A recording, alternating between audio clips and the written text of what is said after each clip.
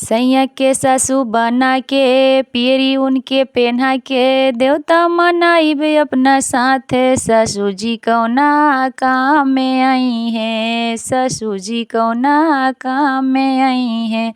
सासू जी आई हैं तनेग फरमाई है, सासू जी आई हैं तनेग फरमाई है। नानेग मिली त मुँह चमकाई है।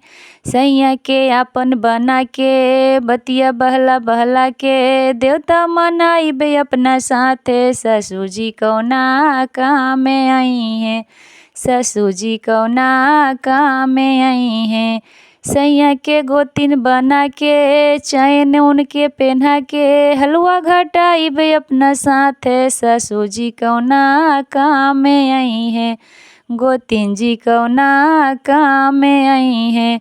गोती ने आई हैं त हलवा चोरई हैं, गोती ने आई हैं त हलवा चोरई हैं। हलवा चोरई हैं हो हलवा चोरई हैं, ना हलवा मिली त मुँह चमकई हैं।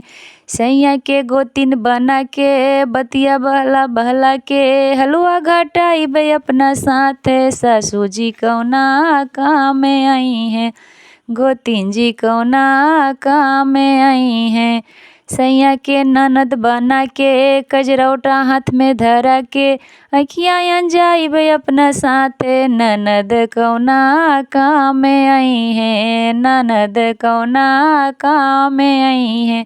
ननद आई हैं त कंगना फरमाई है, ननद आई हैं त कंगना फरमाई है।